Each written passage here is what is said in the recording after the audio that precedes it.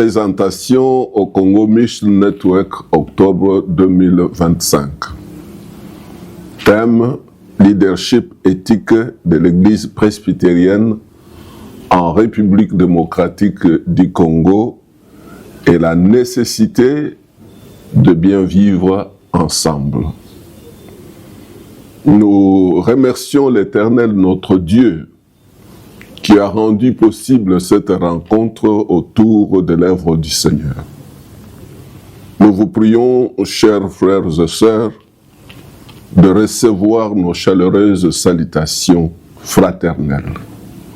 Moyo et nous, bonso, mbote nabino banso, bonjour à tous. Le thème retenu pour cette année est intitulé « Leadership éthique de l'Église presbytérienne en République démocratique du Congo et la nécessité de bien vivre ensemble ». Le monde connaît beaucoup de mutations et de changements profonds, tels que la mondialisation, le développement rapide de la technologie, l'intelligence artificielle, les changements climatiques, les guerres entre les nations en général et en particulier les conflits interethniques, la corruption, la violence et la pauvreté et toutes leurs conséquences. Nous avons constaté que beaucoup d'organisations à travers le monde et même les églises traversent une crise de leadership, une crise morale ou éthique qui renforce ce bouleversement. En effet, pour notre part, ces organisations ont perdu ce que nous appelons la boussole morale et éthique. Comme vous le savez, quand les leaders perdent la boussole, le voyage devient très compliqué et pratiquement impossible. C'est la raison pour laquelle la plus grande priorité de toutes les organisations, entendu par là, la famille, l'école, l'église, le gouvernement et autres, doit consister à préparer le leadership digne, le leadership fort basé sur les valeurs éthiques. Car lorsque une société perd sa boussole morale, la fondation même de l'édifice, sa faillite est certaine. En réalité, cette crise à plusieurs dimensions remet en question la nature et la qualité des leadership en général, et aussi des leadership de l'Église en particulier. Cette confusion confirme que l'Église est en déphasage et qu'elle doit jouer un rôle adéquat en tenant compte de la réalité de notre époque. La boussole morale est constituée de l'ensemble de valeurs éthiques, appelées aussi principes moraux. Lorsque ces valeurs font défaut dans une organisation, rien de plus beau ne peut être fait. Nous considérons que les valeurs éthiques aussi reconnues comme principes moraux, indispensables pour orienter les décisions et les actions des individus et des organisations, restent nécessaires pour le bon fonctionnement et le développement, le bien-être collectif. De même que le bien vivre ensemble durable et harmonieux dans la société en dépend. À ce titre, elle constitue la boussole morale et renforce la confiance entre les leaders et les gens qui les suivent. Nous pouvons citer par exemple l'honnêteté, l'intégrité, l'équité, le respect et la transparence. La liste n'est pas exhaustive. Nous constatons malheureusement que la plus grande maladie de notre époque s'appelle la pandémie de l'anémie morale et éthique. Chers frères et sœurs, en réalité, ces valeurs visent le bon fonctionnement de l'organisation d'un côté et de l'autre côté, le bien-être de tous et le bien vivre ensemble sans discrimination aucune. D'où l'importance de l'éthique dans notre réflexion. Car l'éthique, par son objectif, vise le respect, la protection et la promotion de la personne humaine sans discrimination aucune et de son environnement. Ainsi, nous pouvons parler des leaders et du leadership éthique.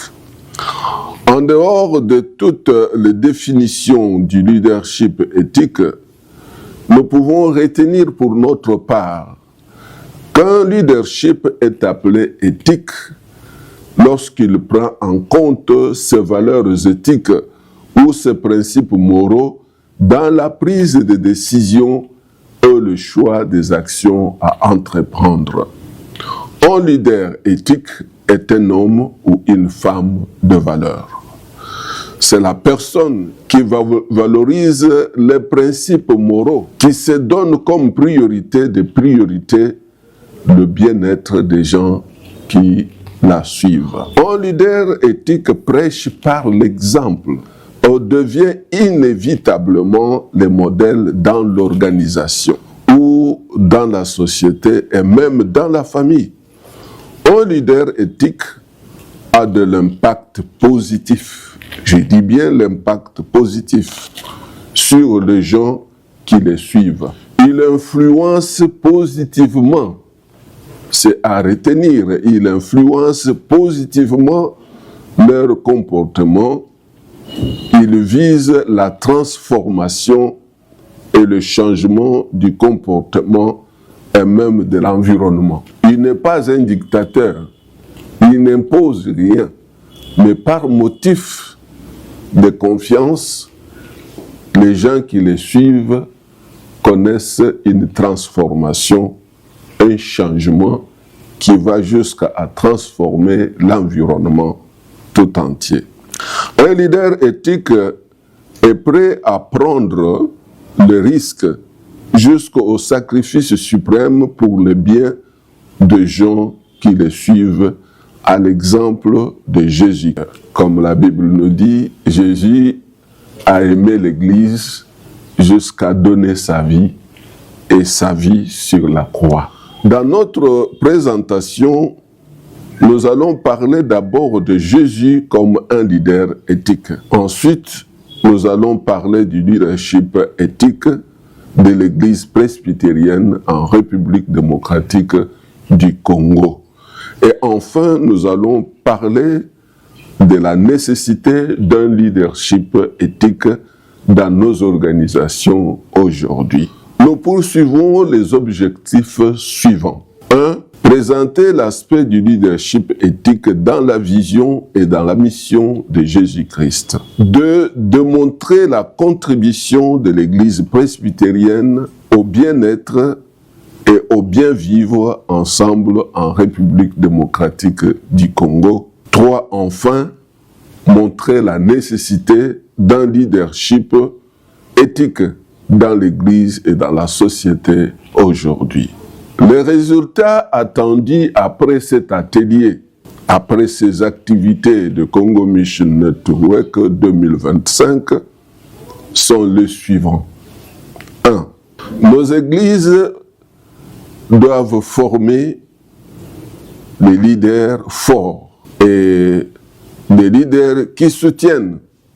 Donc, nos églises doivent soutenir le leadership éthique. Nos églises doivent s'engager dans la promotion du bien-être collectif, le bien vivre ensemble, la consolidation de la paix et la protection de l'environnement. 3. La famille, l'école, l'Église doivent s'engager au respect des principes moraux. 4. Enfin, nos églises doivent participer concrètement dans la lutte pour l'équité et la justice sociale, la justice climatique et environnementale et dans la promotion de la paix. Le premier point, le leadership éthique dans la vision et dans la mission de Jésus-Christ. Nous avons des passages tels que Matthieu chapitre 20, verset 25 jusqu'au verset 28, Jean chapitre 10, verset 10 et verset 11, Matthieu chapitre 28, verset 18 jusqu'au verset 20, Matthieu chapitre 23, verset 1 jusqu'au verset 4, Luc chapitre 4, verset 14 jusqu'au verset 22, ainsi de suite, sont les passages bibliques qui nous montrent clairement Jésus-Christ comme un leader. Pas n'importe quel leader, mais un leader éthique.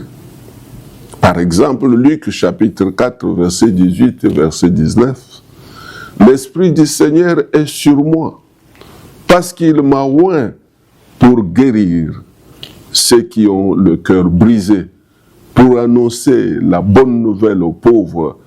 Il m'a envoyé pour proclamer aux captifs la délivrance et aux aveugles le recouvrement de la vie, pour renvoyer libres les opprimés, pour proclamer une année de grâce du Seigneur. » Nous pouvons encore lire Matthieu, chapitre 9, verset 36. « À la vue de la foule, il en a eu, ils étaient lassés et abattus comme de brebis sans berger. » Par cette attitude, Jésus exprime non seulement sa compassion et son amour pour les grandes foules des abandonnés, mais il dénonce l'absence des leaders et même du leadership responsable. La fatigue, l'errance et la misère du peuple étaient suffisantes pour comprendre la démission et l'indifférence des leaders sociopolitiques de l'époque et même des leaders religieux. La souffrance de ce peuple justifie la mission de Jésus-Christ. Comme Dieu autrefois avait envoyé Moïse après avoir vu, après avoir entendu la souffrance de son peuple en Égypte. Exode chapitre 3, verset 7 jusqu'au verset 10. Le passage de Luc nous montre la vision et la mission du Seigneur. Il est venu apporter la solution. Il est venu améliorer la situation de beaucoup de gens. Il est venu transformer les vies. Il est venu annoncer un monde nouveau, le royaume de Dieu. La valeur du leadership se justifie dans son implication à résoudre le problème de la société. Il peut s'agir de problèmes d'ordre politique, social, matériel ou culturel, environnemental, et la liste est longue. Jésus n'est pas venu pour dominer, il n'est pas venu pour exploiter, il n'est pas venu pour manipuler, mais il est venu humblement pour servir. Jésus identifie le problème qui existe dans la société. Il aborde les aspects spirituels, matériels, moraux, économiques et physiques. Donc le problème de l'être humain dans leur globalité. Et dans les Saintes Écritures, Jésus a suivi l'approche que nous appelons l'approche holistique. Et au centre de sa mission se trouve l'être humain. Il connaît ce qu'il faut pour apporter le bien-être individuel et collectif. Il n'exige rien en retour, il fait tout gratuitement par amour et par compassion. Et pour y arriver, il est prêt à tout donner, même sa propre vie. Matthieu chapitre 20, verset 25 jusqu'au verset 28. Jésus les appela et dit, « Vous savez ce que le chef des nations les tyrannise et que le grand abuse de leur pouvoir sur elles. Il ne sera pas ainsi de même parmi vous, mais quiconque veut être grand parmi vous sera votre serviteur. Et quiconque veut être le premier parmi vous sera votre esclave. C'est ainsi que le Fils de l'homme est venu, non pour être servi, mais pour servir et donner sa vie en rançon pour beaucoup. » Jean chapitre 10, verset 10 et verset 11. « Le voleur ne vient que pour voler et tuer et détruire.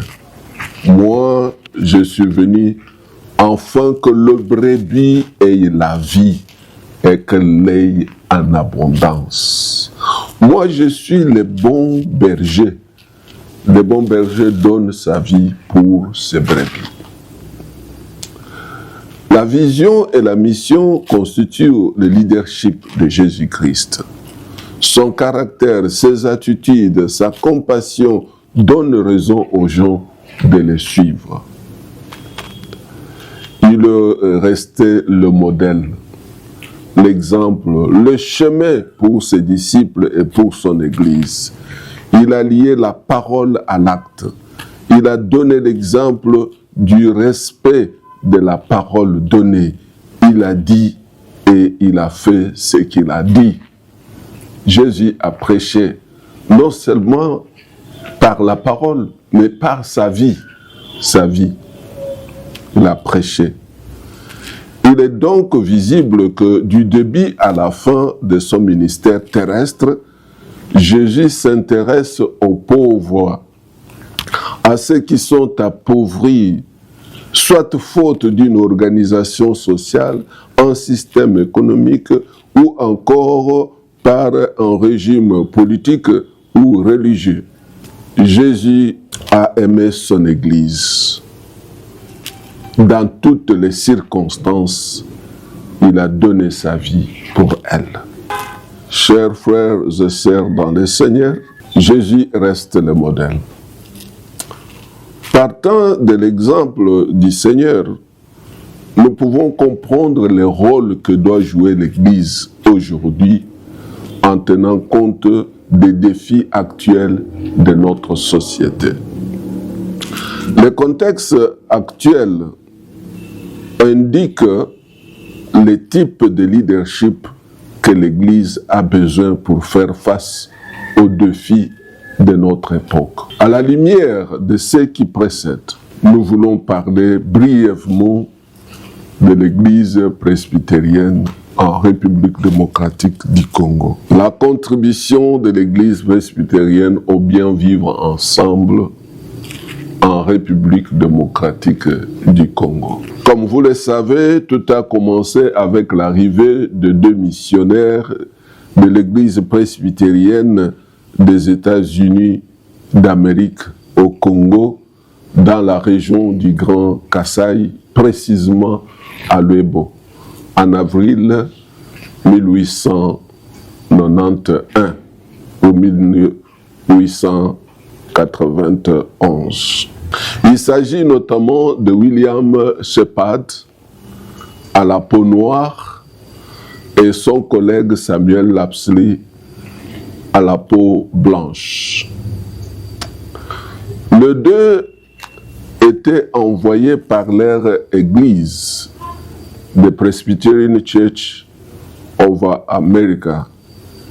Ils sont restés les pionniers de la mission presbytérienne de l'Amérique au Congo.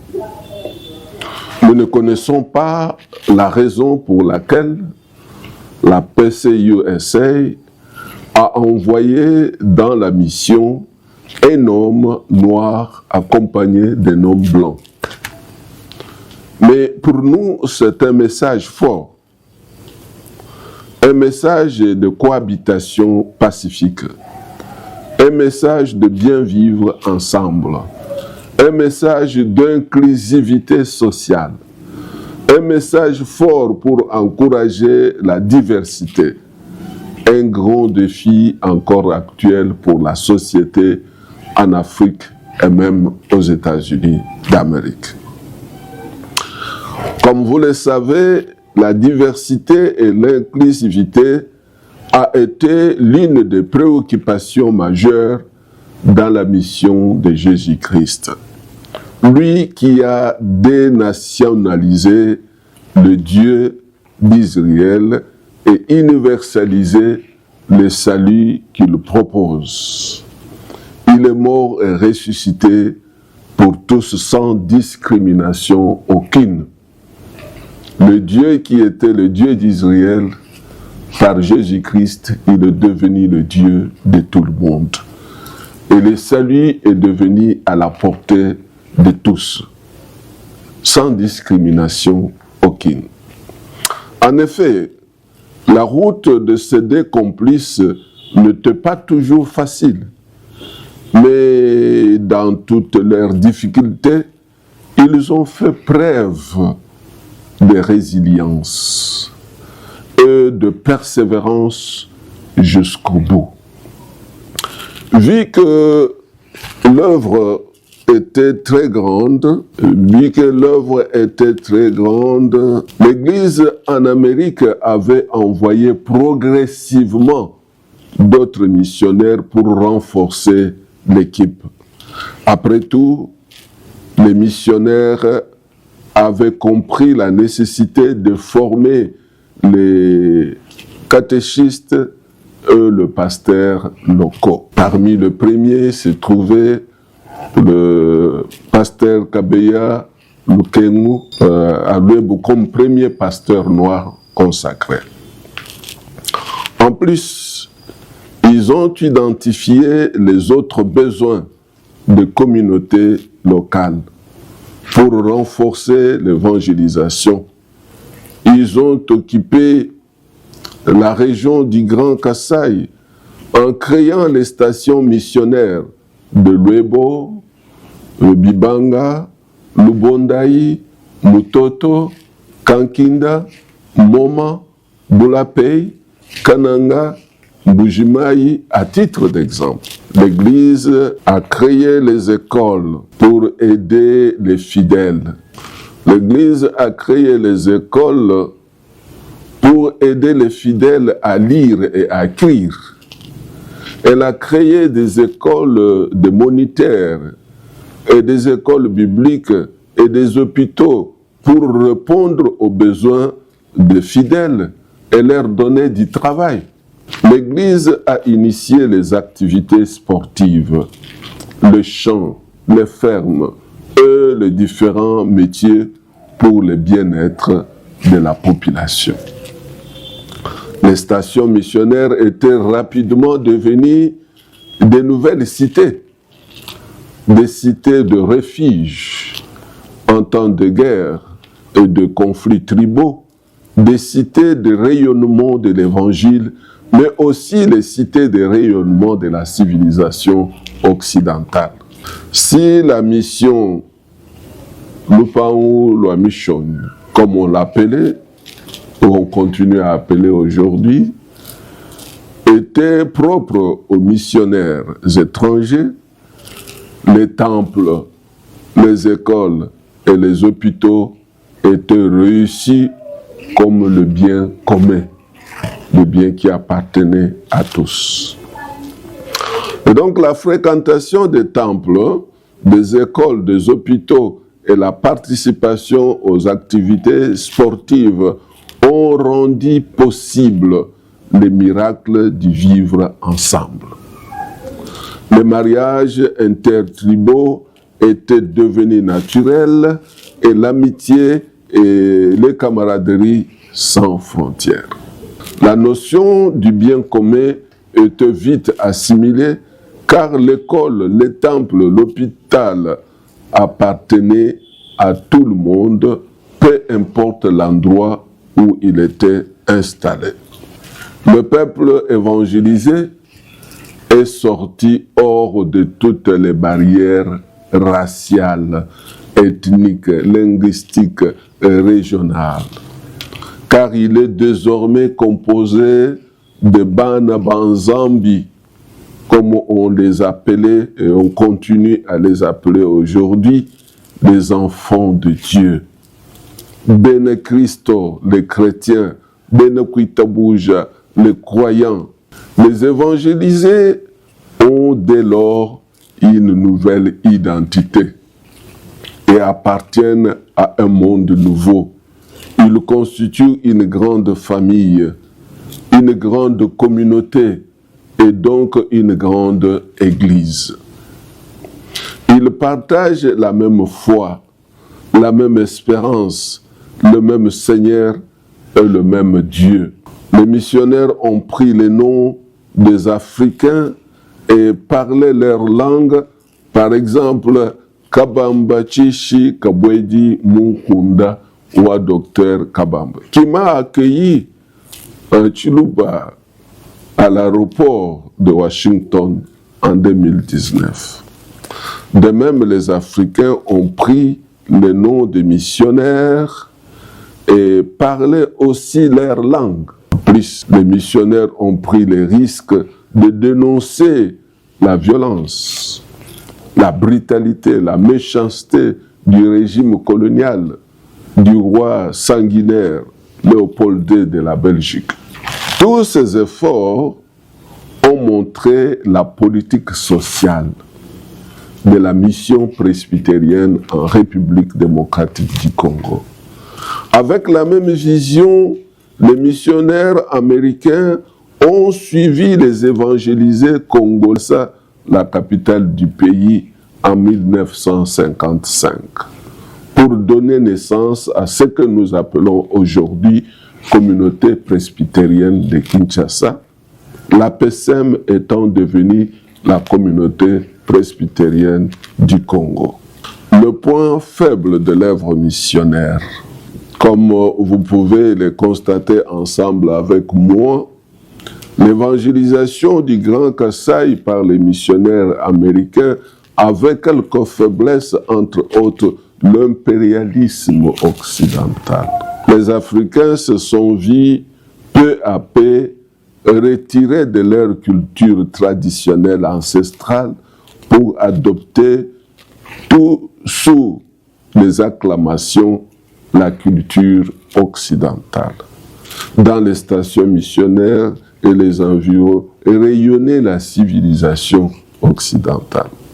Les Africains se sont vus peu à peu retirés de leur culture. Les écoles ont retiré les enfants de leurs parents et des activités traditionnelles telles que l'agriculture, la pêche, l'élevage, la chasse et le ramassage pour les hommes.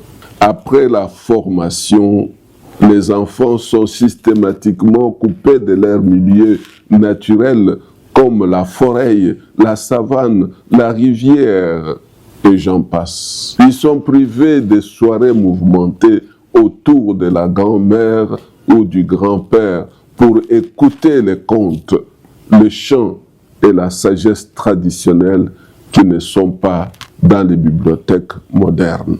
Les hôpitaux ont découragé les traitements rapides, traditionnels, faits maison et moins coûteux.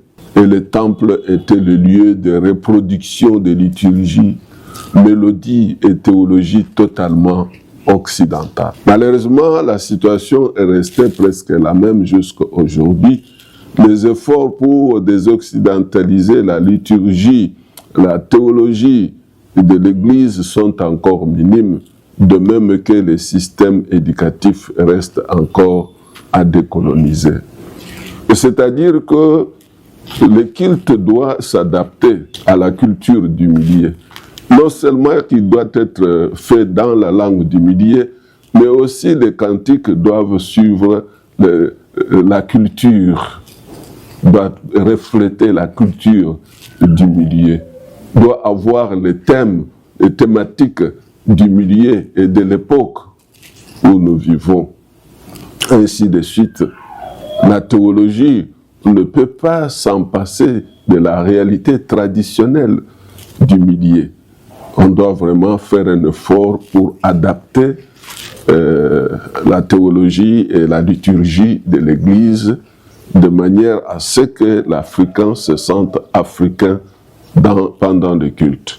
Il en est de même le système éducatif où nous avons le programme de cours rempli de visages de personnes à la peau blanche et où on ne raconte que des histoires autour des héros en Occident, alors que l'Afrique, même l'Afrique traditionnelle, a connu des visages très importants qui peuvent contribuer par leur expérience à la bonne éducation de notre jeunesse aujourd'hui. Et l'éducation doit jouer son rôle social. L'éducation doit s'adapter à la réalité du pays et à la vision même de la nation. Nous passons au point dernier, la nécessité d'un leadership éthique dans l'Église aujourd'hui. La situation actuelle de l'Afrique et des États-Unis d'Amérique interpelle la conscience de l'Église par rapport au rôle qu'elle doit jouer.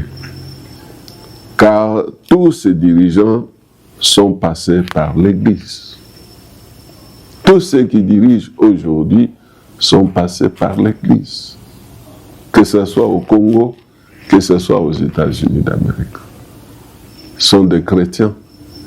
Ils peuvent être des presbytériens, des catholiques, des baptistes, des méthodistes. Mais au moins, ils sont chrétiens. Alors, la situation actuelle de nos pays doit interpeller l'Église sur le rôle que l'Église doit jouer dans nos deux nations. Ils ont été pour la plupart formés, ces leaders ont été pour la plupart formés dans nos écoles confessionnelles et ils ont des responsabilités dans les églises. Il y en a qui sont des pasteurs, qui sont des anciens, des intercesseurs et autres responsables dans l'église. Mais l'éthique publique de ces fidèles est un véritable scandale. Si nous pouvons encore constater l'oppression, la misère sociale, l'exclusion, la discrimination et la mauvaise gouvernance aujourd'hui, si le peuple qui devait être au centre de la politique est paradoxalement marginalisé, oublié, négligé, opprimé, torturé et même tué, si nous pouvons encore parler de génocide, de réfugiés, de déplacés internes, de femmes et des enfants violés, de discrimination entre les Bantous et les Pygmées, entre les Blancs et les Noirs, entre les hommes et les femmes, entre les riches et les pauvres. Si nous pouvons encore parler de la corruption, de la mauvaise gouvernance, de l'impunité et de la pauvreté aujourd'hui, il y a donc lieu de remettre en question le leadership et les leaders en général, et en particulier ceux de l'Église. Au regard de ces tableaux sombres, comment peut-on penser au bien-être? Comment peut-on envisager les vivre ensemble? Il est vrai que l'Église presbytérienne en République démocratique du Congo grandit chaque jour en termes de statistiques de fidèles, des paroisses, des écoles, des hôpitaux, mais si leur qualité reste encore problématique quand nous voyons l'état de délabrement dans lequel se trouvent nos écoles pour la plupart. Quand nous regardons ce que sont devenus les hôpitaux laissés par les missionnaires aujourd'hui, tout ça, ce sont de nouveaux défis. Cependant, cette Église reste absente devant la situation sociopolitique et économique du pays. Malgré tous ces efforts dans les domaines, sur les chemins déjà tracés par les missionnaires, mais les réalités actuelles voudraient que l'Église soit présente. Malheureusement, l'Église est absente devant la souffrance de nos peuples, devant la pauvreté. L'Église est restée muette, indifférente, absente. Devant toutes les violences que nous vivons, nous ne voyons pas le rôle clairement défini de l'Église. Nous pensons que l'Église aujourd'hui doit aller au-delà de l'effort des missionnaires pour répondre à la réalité actuelle. Elle doit jouer son rôle prophétique. Elle doit dénoncer le mal. Elle doit faire les plaidoyers, défendre les faibles, défendre les pauvres, défendre les abandonnés, ceux qui ne peuvent pas être visibles pour les politiciens. Ils doivent être visibles pour l'Église. Alors, parce que Dieu lui-même donne beaucoup d'importance au social, l'Église doit dénoncer la misère. Elle doit dénoncer la discrimination et les injustices sociales. Elle doit lutter contre les injustices et toutes les formes de discrimination, pousser les dirigeants à créer les conditions du bien-être collectif et du bien-vivre ensemble. Elle doit former les leaders éthiques et s'engager dans la lutte contre les réchauffements climatiques.